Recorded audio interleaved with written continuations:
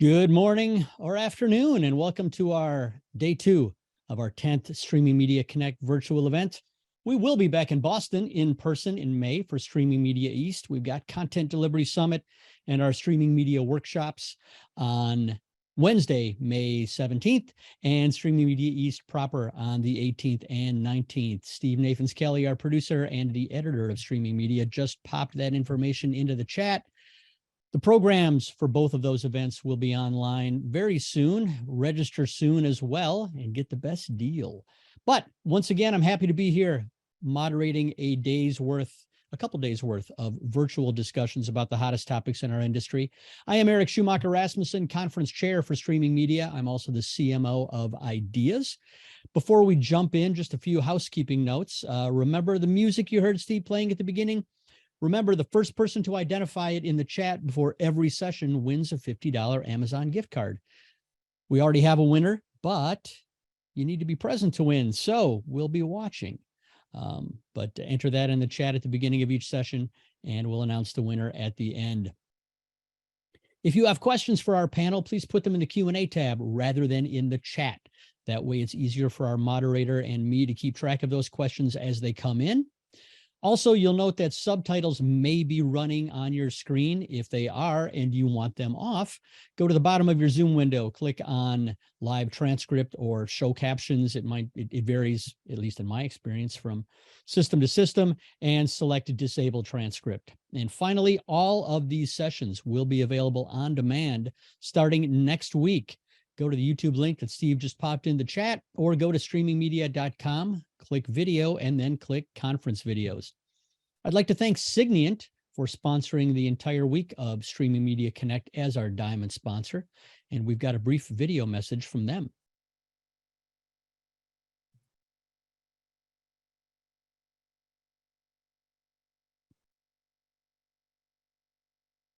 Wherever content needs to flow, the Siglin platform can move any size file over any IP network at speeds that can be up to 100 times faster than traditional transfer methods. More than 50,000 businesses use the Siglin platform to send and share files, automate movement of data between systems, exchange content with global partners, and move content to and from the cloud.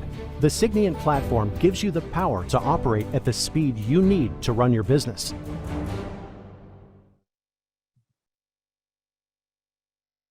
Now, the topic for this first hour is one of those evergreen subjects that's been challenging our industry, some would say vexing our industry from the very beginning. Now, we all know that, quote, zero latency, unquote, is physically impossible, but that doesn't mean that every few months there's not a company out there offering a solution that claims to offer zero latency.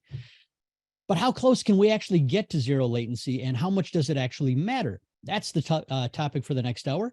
And we've got some Streaming Media Connect veterans, Magnus Svensson moderating, Tim Siglin and Loke Dupont discussing this topic. So I will pass the mic and the camera over to Magnus right now. Magnus, how are you? I'm good. We actually have some sunlight or daylight in Sweden, even this late in the afternoon. So we're getting there. So we are getting there indeed. So thank you for the introduction, Eric. And we'll fill an hour talking about latency here. And I just want to start off with about, I think it's more than 50 years now that the moon landing was broadcasted from the moon down to Earth in less than 3 seconds. And I still think we're not even close to that. And so I'm not sure if we're making progress or not, but that's a little bit what we should discuss the coming hour together with Loke and Tim. My name is Magnus Svensson. I work as a solution architect, technical advisor at Eyevinn Technology. We're an independent streaming media specialist based out of Stockholm, Sweden. So my day-to-day work is traveling around the world physically and virtually, helping streaming providers and vendors with streaming technology. And latency is one of them. So we have a fairly good hour here with talking about latency and different use cases, and if you really need that all the time, you need low latency or not, and these type of things. But let's introduce my fellow panelist, and let's start with Tim. Welcome, Tim. Hi. Hey, Magnus. Thank you for having me. It's as Eric said, it's an evergreen topic, and I look forward to trying to keep it to an hour because there's a lot of different things we could discuss on this. Maybe if we lower the latency a bit, we can have some more room. Loke, how about you? Hi, Magnus. Thank you for having me as well. Yeah, there's definitely enough for us to talk about when it comes to latency, and lots of interesting areas there. Maybe Tim and Loke, maybe you can introduce quickly what you do, your daytime work, and your experience in the area. Maybe start with Tim. Okay, sure. So my background the last 25 years has been in streaming. Prior to that, I was in video conferencing where we do super low latencies, which streaming has never really gotten anywhere close to. But the last 3.5 years, my focus has been Help Me Stream Research Foundation, where we do research in the industry to look at numerous trends from the state of streaming to, we actually did one on real-time streaming that we'll talk a little bit about here. And then we also collect first world technology, repackage it into sustainable streaming solutions to send to emerging economies. Excellent. And Loke? Yeah, my name is Loke Dupont, and I'm a staff engineer with TV2 Denmark, where I work with our streaming and player team and look at live encoding, live streaming, playback across all of the different direct-to-consumer platforms that we have. I haven't worked in the industry quite as long as Tim, but it's getting close. And TV2 Denmark is the largest broadcaster in Denmark. Cool. I think we have the experience enough to fill this hour. And to set the scene a bit, I have asked Tim to present some figures and some latest statistics that we can sort of use as setting the scene. And after that, we'll move into a couple of use cases. But let's start setting the scene a bit and get some figures to bounce around. Okay, great. So as I mentioned, there was a research study we did, and Steve's going to pop the link into chat if you'd like to go to streamingmedia.com and sign up to download this specific report. But the report was around the business value of real-time streaming, and it was sponsored by a company called Phoenix, which is Phoenix Real-Time Systems, which is a company in the industry that focuses on streaming. Couple pieces of detail that I'm going to just highlight quickly from that report. The first one was when we ask people in the industry to tell us the number of concurrent viewers that they have, which is an important aspect when it comes to latency, because typically the bigger you scale, the more likely you are to actually add additional delay. What we found was, and this is sort of consistent across multiple surveys we've done in the industry, most companies, when we talk about live concurrence, are saying that they have fewer than 10,000 viewers. And in this particular instance for this survey, 54% of people said they had less than 10,000 concurrent viewers. On the flip side, we did have a few companies that said they had greater than 1 million concurrent viewers. That was about 10% of our survey base. Then when we asked people to tell us sort of their innovations that they'd seen in the real-time space, and I think this is an important piece, we asked an open-ended question. And so we said, tell us what you've seen. The things where people saw the most interest were in auctions, applications in the metaverse, although even though this came out in September, I feel like that feels like it's a couple of years old because the metaverse hasn't quite taken off the way that everyone expected.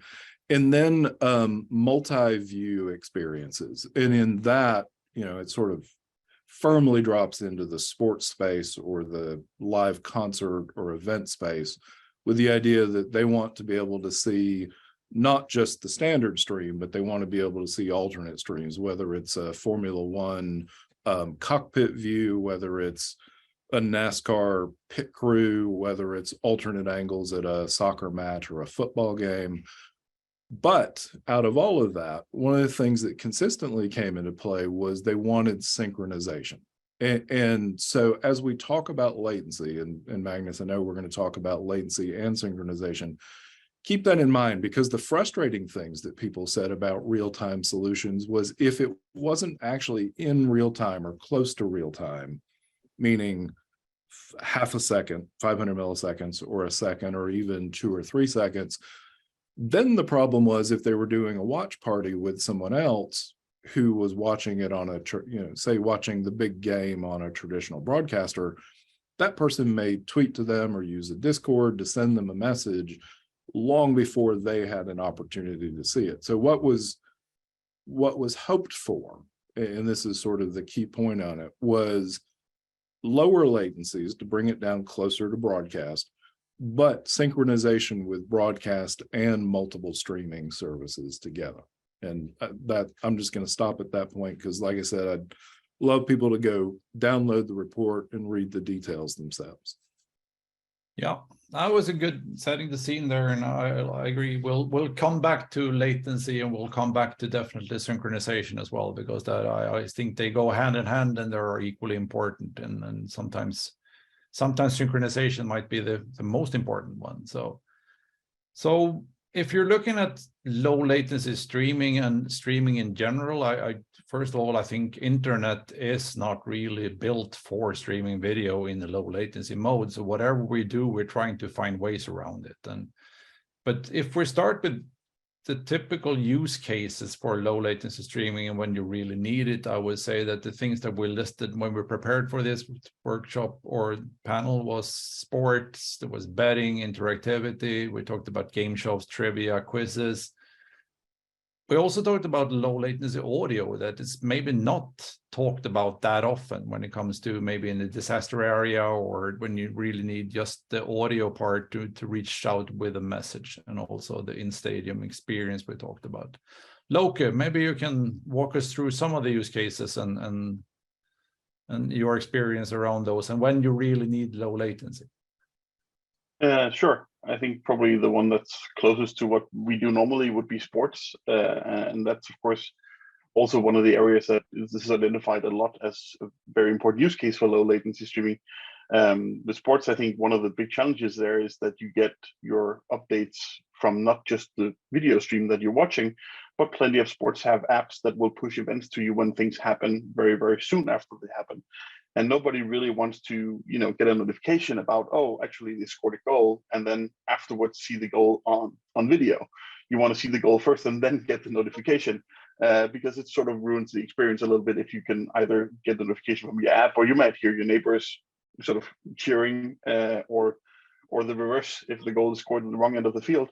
And I think that's more what we were talking about when we were talking sports and low latency. That's sort of the use cases that you want to avoid having user experience. And some of those can certainly be solved by making sure that the delay is the same everywhere. You can sort of, as long as all the neighbors get the same delay, then it maybe matters less. But of course, you still have cases of people, watching at a stadium and texting their friends, or these apps from different providers that will give you notifications. So there's definitely a case for low latency, but there's also, I think, what Tim mentioned a little bit, the case for synchronization. Same things goes, of course, for we also have like X Factor shows where you vote. You'd also want to have that at least be somewhat low latency, because otherwise you have a voting period that's very long, because you need to make sure that everybody's actually seen all of it before they vote. So there are some cases there, but those are, when we're talking low latency for those use cases, you can probably get around with a minute maybe. So if you're talking ultra low latency, you're probably more looking towards something like betting or something where it has an immediate impact what's going on somewhere else, and you want to see that right away. Sports is definitely useful, but it's not necessarily as important to get down to like a sub-second latency for sports. I think there's definitely other use cases that's more important for. Absolutely. I think you're touching upon it when it comes to interactivity, voting, Eurovision Song Contest, whatever it might be. But I like you said, it is probably enough that you're within a minute at least, because that's still some room there. But the lower and the more interactivity you get, like game shows, trivia, quizzes, I think you probably need to squeeze it down a little bit more. But for those things, I think the importance of synchronization is even more important, because you don't want to have an advantage for some of the users that are 10 seconds ahead of the rest of the users in the same quiz show or game show. Then it spoils it. But you can probably live with a minute, even a minute, but the same minute for everybody. Tim, can you talk a little bit about low latency audio? Because I think that is an interesting thing that is not really talked about that much. Yeah, before I do that though, I want to come back and ask you a question. You had mentioned off air, you'd gone to some of the sports OTT events. What's the feeling in the sports industry about, you know, these low latencies under a second? Is that something they're striving for, or are they trying to hit a middle ground? I think what I hear in the industry so far is that we're still prioritizing quality and stability over latency. So most of the viewers watching a sport events tend to want it in a good, high quality fashion and also stable, not buffering or anything like that. And the more you start squeezing the latency down, the more risk you introduce with buffering and lower the video quality.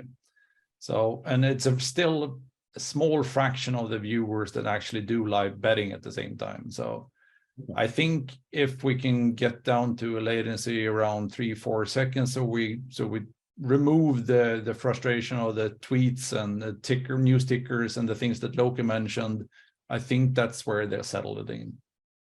Got it. So on the audio side, we sort of come at this from two standpoints. One, our research, which I'll talk about in a minute. And then secondly, the surveys we do. And in talking to companies in the auction space, for instance, which is one of the use cases for low latency, one of the pieces of feedback we get is that if the video delays the auction, the chosen option for most auctioneers is to go to an audio stream. And even if they're in a place where there's limited connectivity, they'll fall back to doing a phone call to an audio bridge. Because what they don't want, as you mentioned, Magnus, they don't want a disadvantage for people who are listening to the audio only piece versus the people who are waiting several seconds for the video to come through on the auction side, assuming that the auction is sitting at that particular bid dollar or euro level. So what we've seen consistently in talking to auctioneers is they will put video in, but they want video to be low enough latency that it can be synchronized with the audio. Now, on our research side, beyond that, where we're doing the work with repackaging first world technologies, what we find in disaster areas is that you may have a limited amount of bandwidth. And as such, if you need to get a message out, you're going to tend to do that in audio first. What's interesting when you talk to people about breaking news, unless they're in, say, the financial sector in fintech and making decisions around trading stocks, latency latency that big of a deal for breaking news, because you can wait a couple seconds to hear, you know, someone from the European Parliament or someone from the US Senate speak. But if you're in a disaster zone, whether it's a tornado, a monsoon, an earthquake, what have you, you're looking for that information as quickly as you possibly can get it. And the likelihood is you may not be physically sitting in front of a screen, which is why audio still tends to play quite a bit of a role in that. And the latency goal there from streaming should be to try to hit radio delays, which is much, much lower even than sort of the video delays that we find. Yeah, and we'll come to a bit of the technologies around what we can do with latency and what can be done to lower the latency. But one use case that it's popping up more and more in the discussions the last year, half a year, is in stadium experience, basically where you can use your mobile or your tablet or whatever you bring to your stadium as a jumbotron or a second device following the rest of the event, like cross-country skiing event or a motorsport event, or whatever it might be, where you in the stands can't follow the complete race. So you want to follow the cross-country skiers while they're out in the forest, then low latency or actually sub-second latency comes into play, because you don't want to be 20-30 seconds behind watching the second screen. So that is an interesting use case where it's still a limited amount of viewers, but it's still a very low latency sensitive audience.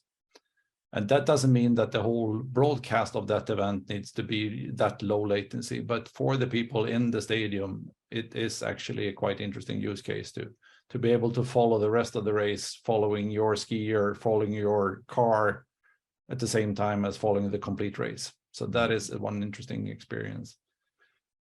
Loke, why do we have this latency, and where is latency introduced? Why are we slower than the broadcast from the moon 50 years ago?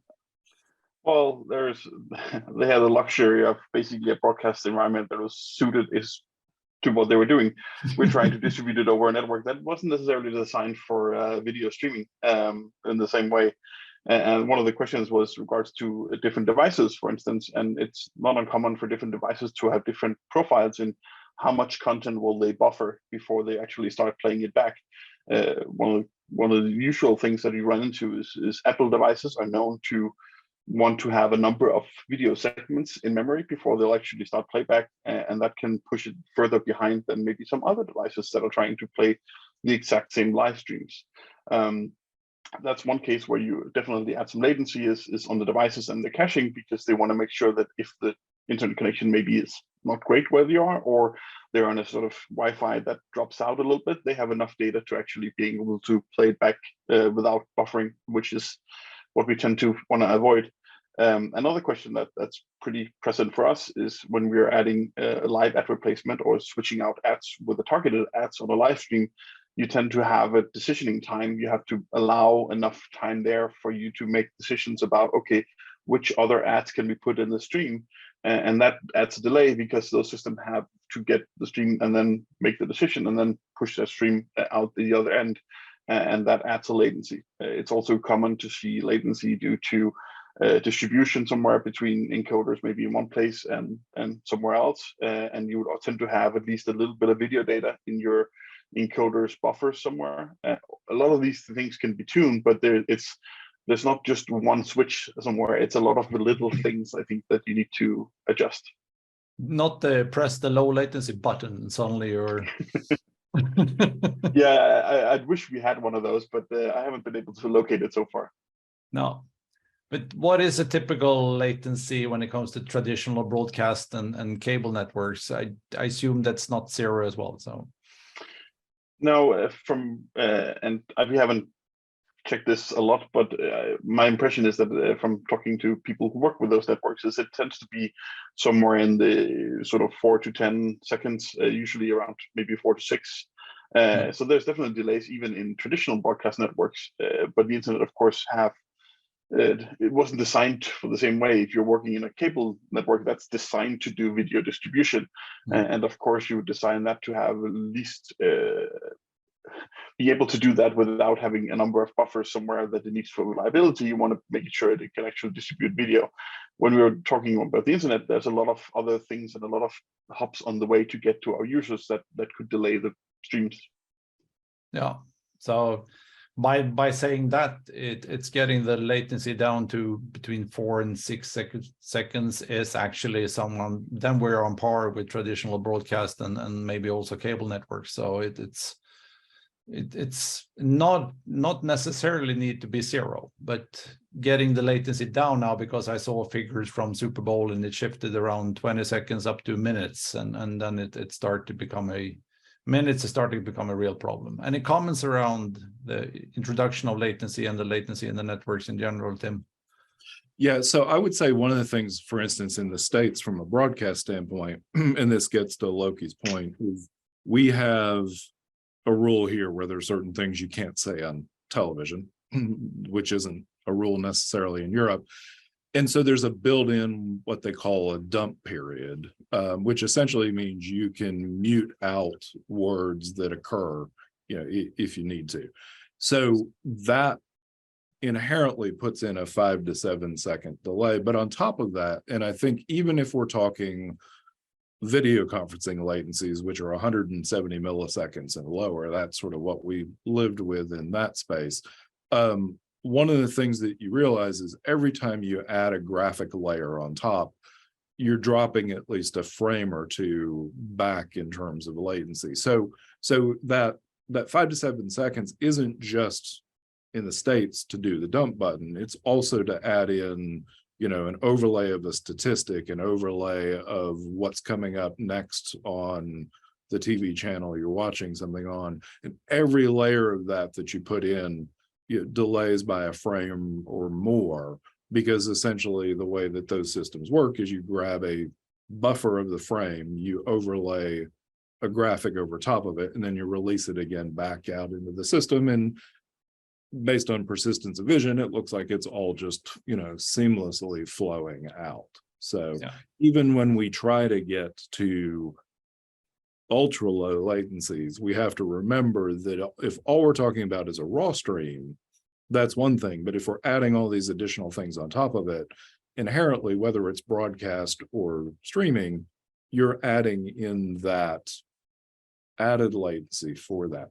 In terms of the fluctuation of the Super Bowl, I'm sad to hear that that's still the case, because when I wrote an article 10 years ago around the first stream of it, what you saw was as high level action happened in a game, or if you got close to say the end of a quarter or the end of a half, the more people that came onto the system, the slower it became. And it seems like we're still sort of facing some of those similar issues, that scale adds an additional amount of delay for everybody.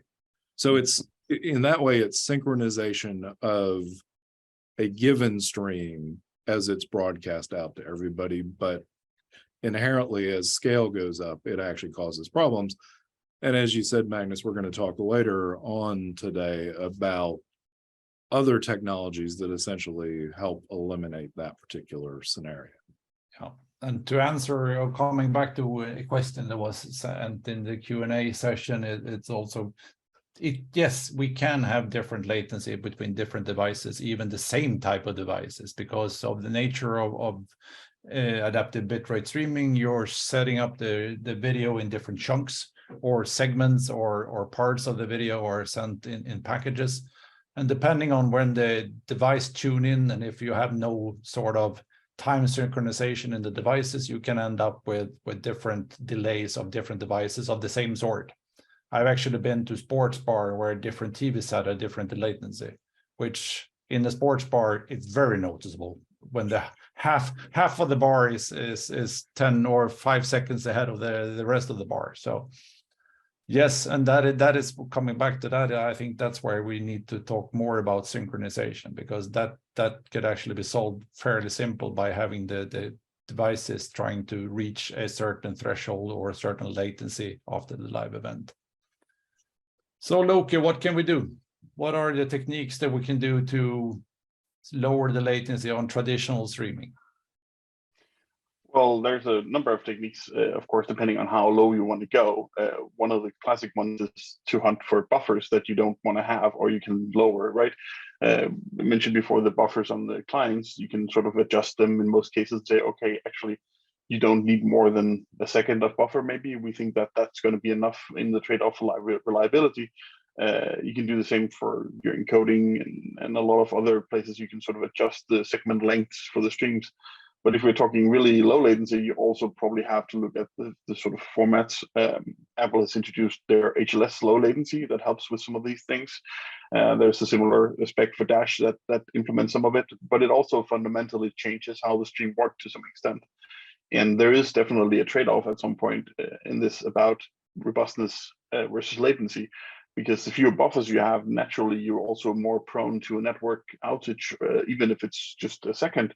If you only have a second buffer, then you actually have a network outage that will empty your buffer entirely. And it doesn't take much to go beyond that. And then you experience the dreaded buffering and the stream sort of stopping for a while, which is also not something that customers are necessarily super happy to do. I think even, and Tim touched on this as well, even internally in your sort of production environment, you might have a pipeline set up of multiple keyers inserting graphics onto your stream. And even there might be things where you can say, okay, actually we can do it with only a single keyer instead of two. That will give us maybe a frame. But if you're hunting for that really low latency, you sort of got to find all the things you can at all the places that you might be able to adjust it even a little bit. And some of this will require some testing to figure out, okay, where is actually the trade-off on these buffers versus the robustness that we need for the stream. So it's going to be a lot of adjustments and then adapting at least some of these new formats that will help deliver to the clients in a more efficient manner. Yeah, and the more complex part is that also the streaming provider doesn't really control the whole chain. So even if they're doing everything they can until the last mile, you still have the Wi-Fi in the home or the home network, or so even if a little network glitch in your Wi-Fi or your Wi-Fi router has a small problem for a second, if you're in that range of the buffer, you will have a glitch or a lower quality or things like that. So even if the streaming providers would like to squeeze down the buffers as much as they can, they don't control the whole chain. Any comments, Tim?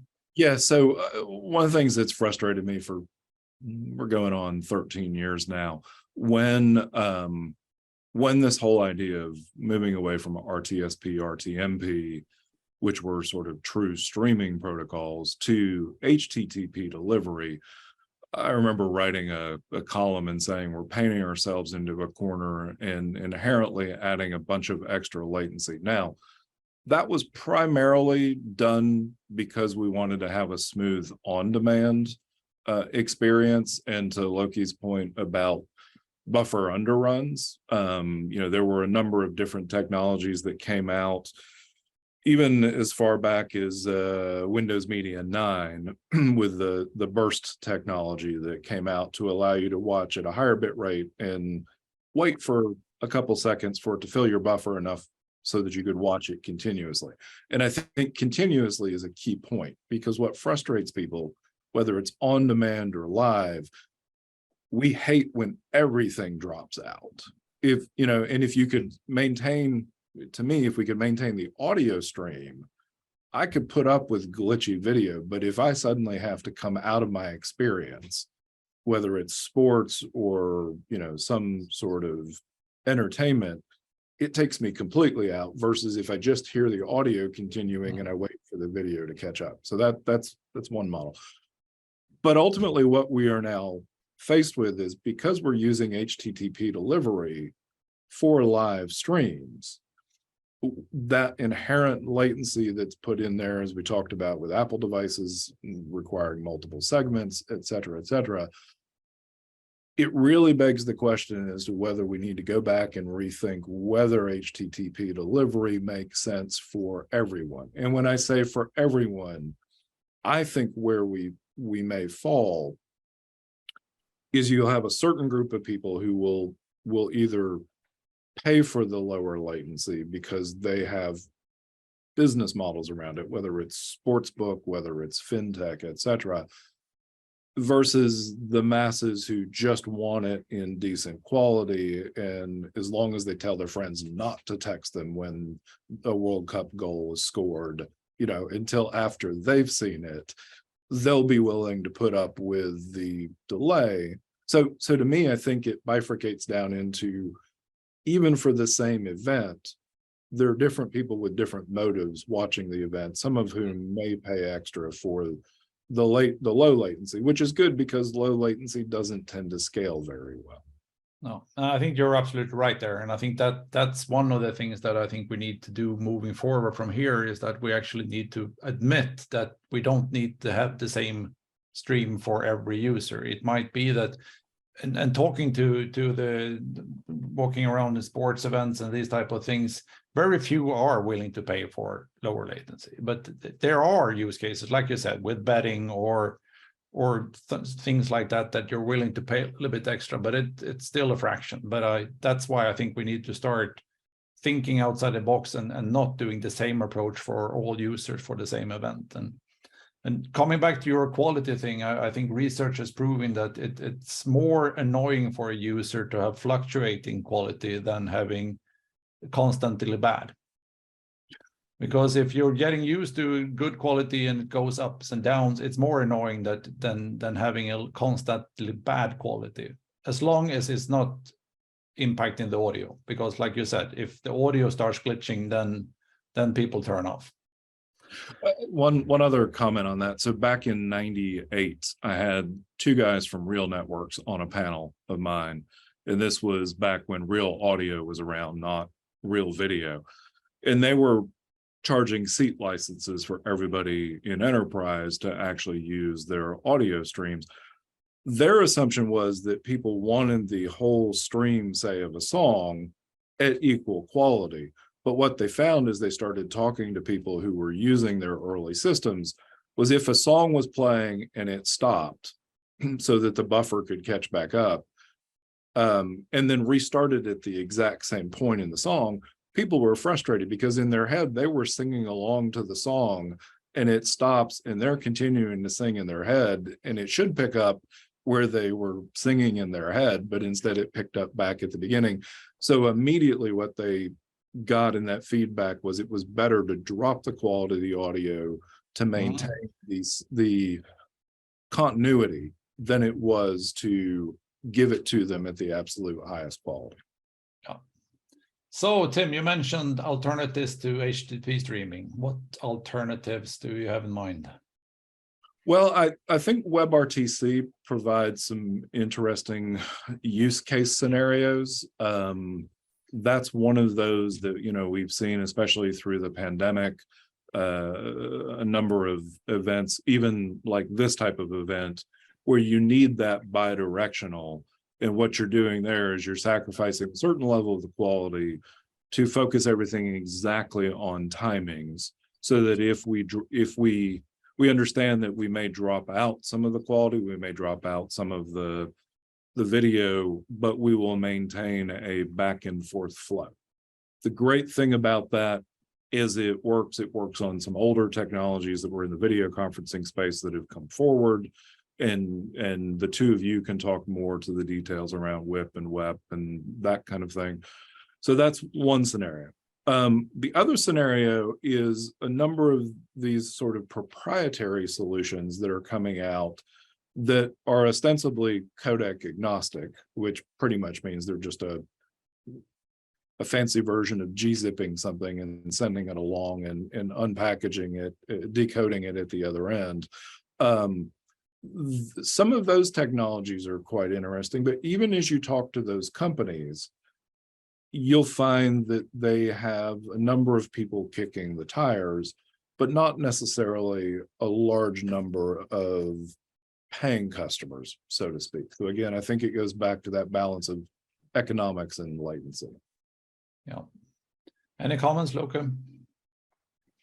Yeah, I think definitely there's going to be some of these alternatives that will probably be used more. WebRTC is probably one of the more widely used ones because it's already in use for a lot of meeting systems and so on.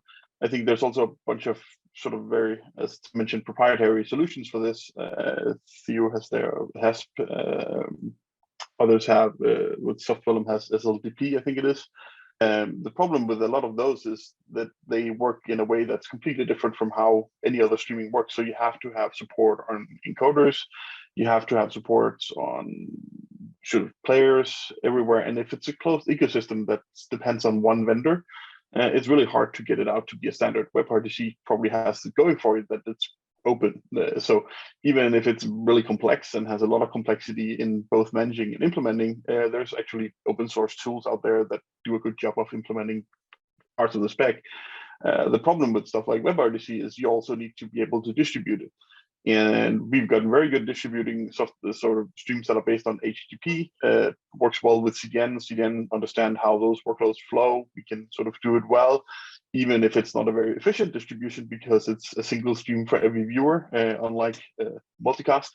But we're getting very, very good at that. And the distribution, of course, for WebRTC is not as widely practiced. So there's going to be a lot of catch up there if we want to go that route. Could be, but it would also require the CDN infrastructure to match that. And they might not also be as happy with it because it's not as easy to cache. Caching a dash stream or an HLS stream is very, very easy. You can probably set up an Nginx web server and do it in half an hour and you have a working cache. if you try to do the same for WebRTC, that's a lot more cumbersome to get that working. So there's going to be at least a period of time where before the dust settles, we'll see which of the alternative formats actually seem to be working out, and which of them get enough support across both encoding, origins, CDN, and players, that they're actually widely enough supported for us to try and use. Also, a lot of these formats don't necessarily have a good story about how to integrate DRM, and that's also required for a lot of streams. I mean, if we distribute something that like the Super Bowl or the World Cup, you're going to have requirements that you have some sort of protection on the streams, and a lot of these formats don't necessarily have that built in the same way that we have had it built in for HLS and Dash for years now. Yeah, that's a really good point, Loki. And you mentioned SLDP. The Soft Vellum guys are our lab sponsor this month, and we've been looking into some of the solutions that they've actually been using their low latency technology. And you're absolutely right that DRM is one of those critical factors that if we're talking about engaging at an event that we're trying to do low latency for business reasons, it tends to also be the kind of content that you're either contractually obligated to protect, or you're going to protect because you're spending a lot of extra money to actually bring the latency down on it. Yeah. No, I agree with both of you, and I think WebRTC has a great potential because, first of all, it's open, it's standardized, it's supported in all the browsers. The technology to scale out WebRTC has grown tremendously the last few years, only with the pandemic, and we're using WebRTC now, so we're there now. And the good thing that is happening now in WebRTC is also that we're starting to architect WebRTC a little bit similar to broadcast, when we actually separate ingest from distribution with a couple of protocols called WIP and WEP, WebRTC HTTP ingest protocol and egress protocol. So what we're trying to do there together with the industry, with Dolby, Cloudflare, and others are involved now to try to see how we can take the good parts, like what Loke mentioned when it comes to caching and CDN distribution, and apply that into WebRTC, because one of the drawbacks or the fundamental technical challenges with WebRTC is that it's built for peer-to-peer. It will prioritize latency over quality, and it has a couple of different problems that we need to solve as an industry, and DRM is one of them. I think we can have issues around ad insertion, dynamic ad insertion, these type of things. These type of use cases that needs to be solved for a professional distribution of WebRTC. But as we discussed 10 minutes ago, I don't think that every user in an event needs a WebRTC low latency stream. It's maybe a 10%, 50%, depending on the type of event you're broadcasting. And there are initiatives also in standardization around Dash to allow a Dash manifest where actually you have a WebRTC variant in the same manifest as you have with a traditional ABR.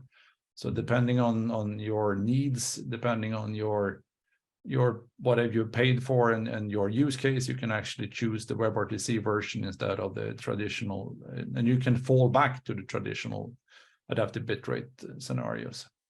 Can I add one other piece of data from the most recent state of streaming? Yeah, shoot. So at the Streaming Media West back in November, we presented the data around state of streaming, which is a survey that's done every 6 months to sort of gauge the industry. I think this was our 6th one. And one of the things that we had never asked before was for companies in the industry to tell us what the makeup was of their mobile user base versus their traditional sitting in front of a television, with a set-top box or connected TV and laptop, desktop. What we found was essentially the industry is split almost exactly in half, that half the delivery goes to mobile devices, half the delivery goes to set-top boxes, connected TVs, laptops, desktops. What's important, and I see Steve actually put a link here in the chat to that particular survey. What's important in this, and it gets to one of the questions that was asked in the Q&A, is as we think about the use cases for people who need low latency, we also have to think about the use cases for synchronization. And if you look at mobile, what's interesting in mobile is there's a much less complex infrastructure to get content out to the end user, and more possibilities of actually doing low latency and synchronization. And it's technologies like eMBMS, which involves a certain level of multicasting. And I know multicasting is a really bad word to say because we've talked about it for 20 years and we haven't really gotten there. But then there are other technologies that essentially allow you to pierce through say a corporate firewall and multicast off of one or two devices that are in a peer-to-peer model. So if we're talking about models where you're sending it through to say 100 people in the same physical environment, or if you're talking about 100 people watching it on mobile devices, the likelihood of getting to lower latency and synchronization is much higher than if we're talking about a traditional desktop, laptop, set-top box connected television. Yeah. I think it's time to see if we can tick off a few of the questions that are coming in. And one that I immediately see, there's a couple of questions around quality. And what I've seen in the industry so far is that when we're talking about high quality, I don't think that necessarily that has to be 8K or not even 4K in some cases. It could definitely be 1080p with HDR, but still high quality enough. And fundamentally, there are no differences between WebRTC delivery and HTTP delivery when it comes to quality and good network conditions. The difference becomes when you have a network issue, because then you start prioritizing differently. So I fundamentally, there are no differences when it comes to in a good network conditions, we can absolutely get the latency down and still keep the quality, but we need to protect ourselves from the problems where it could be the ISP, like one of the questions coming in and saying that it's not only the network, or it could also be the ISP that are doing tricks with UDP. Any comments, Loke, around quality when it comes to that? I would like to say that, of course, we would want 4K everywhere, but that's probably still a few years out, looking at the broadcast environment as it is. But it's also, I agree with, it's a lot of things in that mix. It's also, if we're talking sports, high frame rate is going to be important for a lot of sports. That increases bitrate usage somewhat, at least. High bitrate is important as well. So even if you have the resolution, if you send it with a lower bitrate, you're going to get a blocky mess, or at least not a very good quality stream. And those are still likely more important than latency. You want to be able to, if you're watching soccer, you want to see the ball actually there instead of it being hidden in bad compression, right? And you want to have the frame rate to actually follow it so it doesn't disappear in motion smoothing. So those are definitely things that are probably in sports at least as important as high resolution, if not in some cases more important. And I would add to that, one of the other pieces of data we're seeing in the industry now is there had been a move toward 4K, probably 3 or 4 state of streaming surveys back. But now what we're seeing is more of a move to 720p 60 or 50 if we're talking about sports. There's certainly 1080p 60 and 50, and that's there. But there's this growth actually on that lower side of HD, precisely to Loke's point. You don't want the ball in the air and you can't follow it because the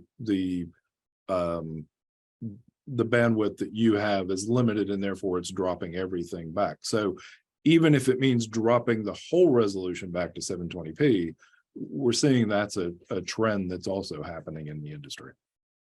Absolutely. And I think frame rate and these type of things, and we also see more and more distributors working with 720 or 1080 together with HDR.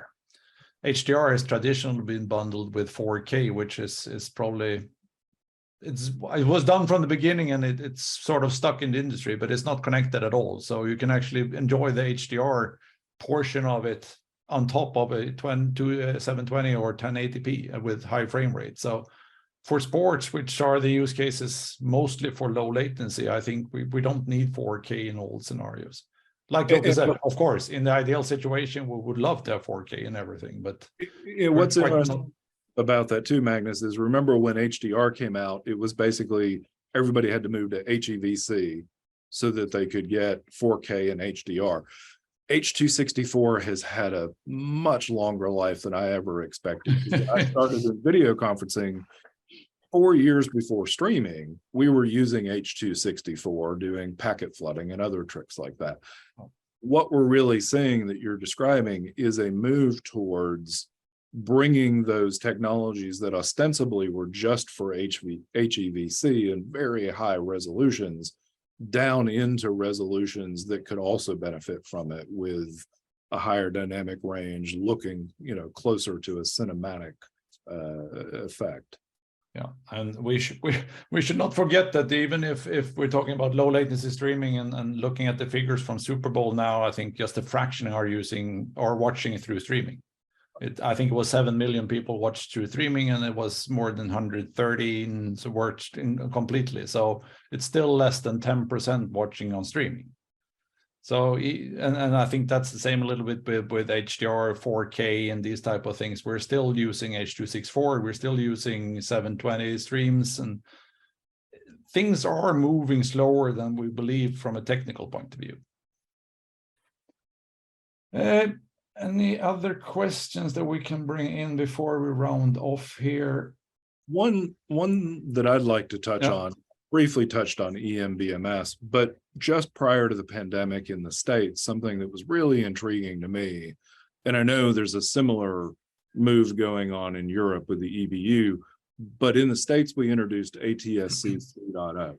And what ATSC 3 is traditional over-the-air broadcast digitally, but it adds a separate data pipe that comes through that's a set amount of bandwidth. That actually gives a really intriguing model for multicast to, say, mobile devices that have the ability to receive ATSC signals, so that you can essentially simulcast both as a multicast stream as well as a traditional over-the-air broadcast. The thing I would say for the streaming industry is watch the broadcast industry, because they watched us for 18 years, learned what we were doing, and now they've actually got a Trojan horse, so to speak, that could actually solve a number of these issues, both for latency and synchronization. Any comments from you, Loke? I'm glancing through you touched upon maybe on one of the questions, header compression or these type of things. Will that make a huge difference, or is there anything we can play around with that? I mean, I don't think that's going to make a huge difference, but as I said previously, it's a lot of things that come all together to reduce things. So anywhere you can shave off a little bit might be worth it.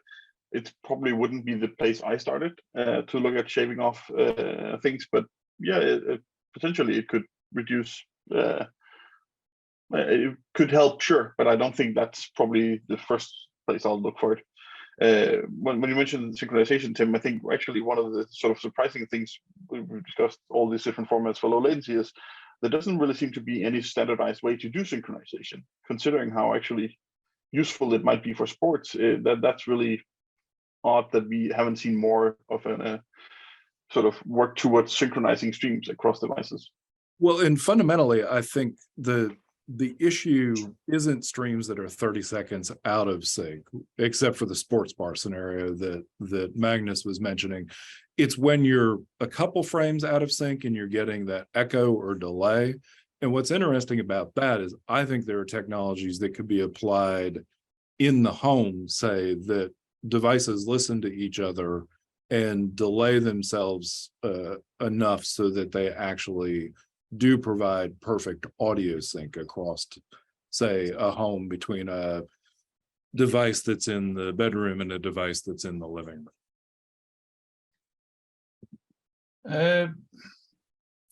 I think we have talked a lot about that internet is not built for streaming and these type of things. Is there any way we will change the internet to become more suited for video streaming, or is that something we have to live with, Loke? Well, the classic one that Tim also brought up, I think, was multicast, but that's been right around the corner for internet delivery for, well, quite a few years now. I don't think we're going to meaningfully change internet infrastructure. I don't think the ISPs are going to go for that unless there's a good bit of money waiting for them to do something like that. There's probably going to be experiments running multicast in closed ISP networks. And if you have enough distribution to a single ISP, that might be worth it. But I don't think we're going to meaningfully change how the internet infrastructure works, at least not in the next few years. Rounding off here the last few minutes, Loke, what's your prediction or recommendations moving forward for low latency streaming, and where do you see us going in the coming year or two? Well, I think definitely the synchronization piece is something that I think might actually gain a little bit more traction. But I also think that's going to be less about this ultra low latency, unless we're talking these very specific use cases such as live betting or live auctions. I think it's going to be, most places will settle around a few seconds or even a little bit more when we're talking low latency, because that's probably going to be good enough for most use cases. And I don't think it's going to be a big change. I think a lot of providers are likely to still have more or less unchanged latency, because I don't think the consumer demand is enough that they will actually make money reducing it. They're going to improve, but it's not going to be much, I don't think. Tim, last 1 or 1.5 minutes to you. Sure. So I think one of the things we're going to see is this bifurcation of quality at longer latencies and audio and stats at much lower latencies. And I think in the States, as we're now coming into the ability to bet on games, people are betting on not just what's the outcome of the game going to be an hour prior to the game, but actually making those decisions in game. And so what you'll probably see is a move to very low latency audio with statistics around a game versus the video. You can watch the video outside of a sportsbook app, but in the sportsbook app, I think what you're going to find is a move that direction. And I think that will sort of propel us forward to have this conversation about multiple needs, multiple streams for different groups. Thank you. And Eric has shown up. That means that we're out of time. That's the sign. Thanks so much. That was the terrific discussion. You know, I don't usually say this, but looking at the numbers of participants, we've had a peak of around 130 people watching this session, which means over the course of the hour, probably closer to 150 people dropped in. You'll notice there was no sponsor on the panel. And like I said, I don't usually say this, but if you're watching this and you're from a technology vendor, you missed out on a great opportunity to get your subject matter expert talking about latency alongside these subject matter experts. So keep that in mind for future streaming media events, and contact our publisher, Joel Unico, to find out how you can get involved. Now, the winner of the Amazon gift card for correctly identifying Ramsey Lewis's cover of the Beatles' Sexy Sadie is Ron Breyer. So Ron, keep your eye out on your email toward the end of the week, and you should receive a link to your gift card. And thanks again to Siglin for sponsoring the entirety of Streaming Media Connect. We'll be back at 11:30 a.m. Eastern Time, when our producer and streaming media editor, Steve Nathans-Kelly, comes out from behind the boards to lead a panel called Scaling Up, delivering live video to massive audience. Thanks, everyone.